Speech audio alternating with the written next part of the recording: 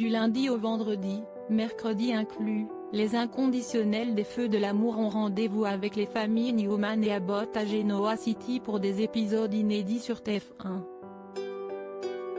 Lundi 5 octobre 2020, enfermés dans un box de stockage, Abby et Scott regrettent d'avoir passé la nuit ensemble. Sharon explique à Paul qu'elle a une piste au sujet de la disparition de Scott, suite à sa discussion avec Dina. Sharon et Paul interrogent Dina. Ils découvrent qu'elle a vu Abby et Zach entrer dans un bâtiment appelé le bas-côté. Ils localisent des entrepôts où Zach possède un box, mais quand ils arrivent sur place, Abby et Scott ont disparu.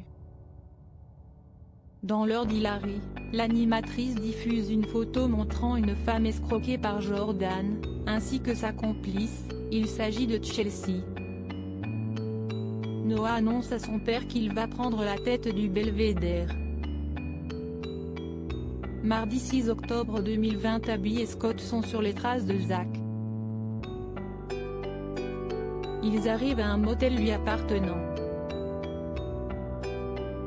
Scott veut intervenir au plus vite, mais au moment où il s'apprête à appeler la police, Zach fait irruption, une arme à la main, et les menace. Jack accueille le docteur Bourg pour faire passer une évaluation cognitive à Dina.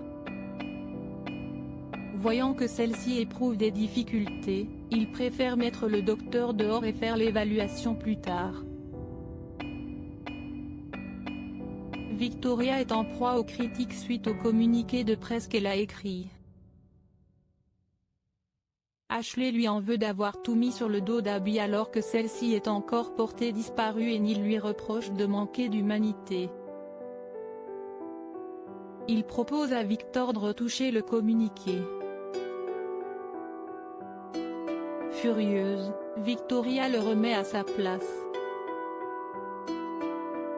Nicolas est encore sous le choc suite à la dernière émission d'Hilary.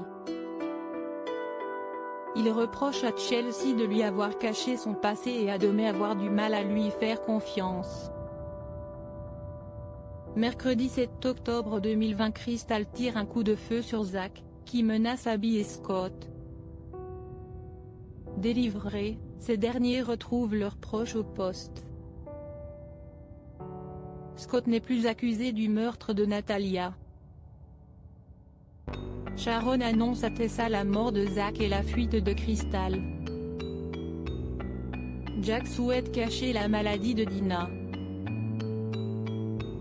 Mais Ashley pense qu'il faut affronter la réalité et assumer le fait qu'elle soit atteinte de la maladie d'Alzheimer. Sharon demande à Maria de mettre les choses au clair avec Devon. Victor demande à Neil de trouver une solution pour redresser sa société et sa réputation, mise à mal par Zach.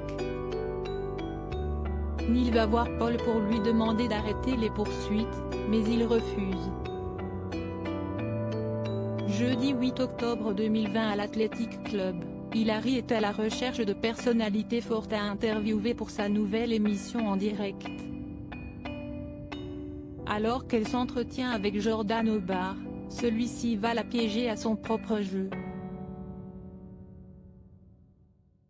Maria prête main forte à Sharon au néon écarlate pour retarder le moment où elle devra aller parler avec Devon de leur relation. Tessa et Devon discutent des retombées du scandale dans lequel Crystal est impliquée, sur la carrière de Tessa. Après un déjeuner avec sa mère, Victoria annonce à Abby qu'elle est rétrogradée suite au fiasco de Rendez-vous ciblé, puis à Scott qu'elle compte mettre fin à #. Ashley et Jack se demandent comment ils vont annoncer à Dina qu'elle est atteinte de la maladie d'Alzheimer quand ils sont interrompus par Nikki. Cette dernière réclame justice pour le coup de couteau qu'elle a reçu. Vendredi 9 octobre 2020, c'est le soir de Thanksgiving et tout le monde est réuni en famille pour l'occasion. Orange, Victor a convié Victoria, Abby, Tessa, Noah, Faith, Reed et Chelsea. Chez les Abbott, Jack est en compagnie de Tracy, Ashley, William et Dina. Après une dispute avec sa sœur, Abby décide de rejoindre les Abbott, alors que Jack et Ashley sont sur le point de révéler à la famille que Dina a été diagnostiquée de la maladie d'Alzheimer. Nikki et Nicolas, qui n'avaient rien de prévu, décident de rejoindre les Newman Orange, bien que Victor ne les a pas conviés à la soirée. Phyllis et Hilary passent la soirée à l'Athletic Club. Au cours de la soirée, elles sont rejointes par Ravi, Chelsea, Nick et enfin, William. Vous avez raté les épisodes précédents? Découvrez les résumés. Les stars des Feux de l'amour à Monaco.